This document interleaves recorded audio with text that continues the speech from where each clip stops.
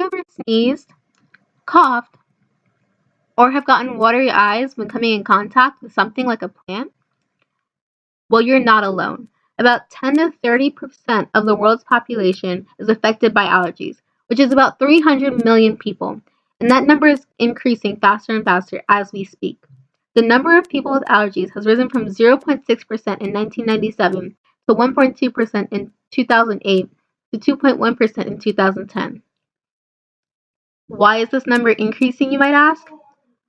Well, the first reason is climate change. Climate change is when there is too much carbon dioxide blanketing the earth, making the climate warmer. This causes two main things.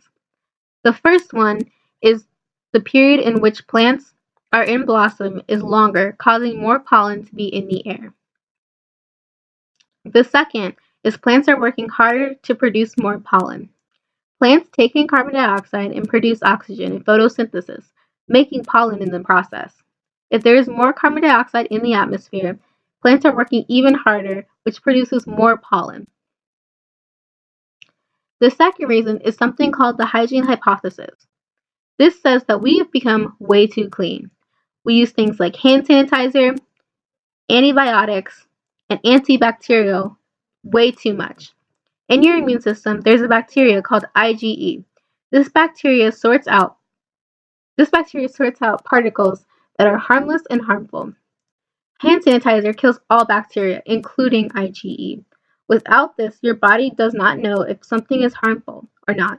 So then when it comes in contact with something like pollen, it attacks. This can also lead to your body attacking itself, which causes, you guessed it, sneezing, coughing, and watery eyes. But there's a solution. We can start by using less and less hand sanitizer. And instead of taking a car, how about taking a bike? There's less carbon dioxide and it's good exercise. This leads to a happy planet and no more sneezing, coughing, or watery eyes when coming near a plant, which makes everybody happy.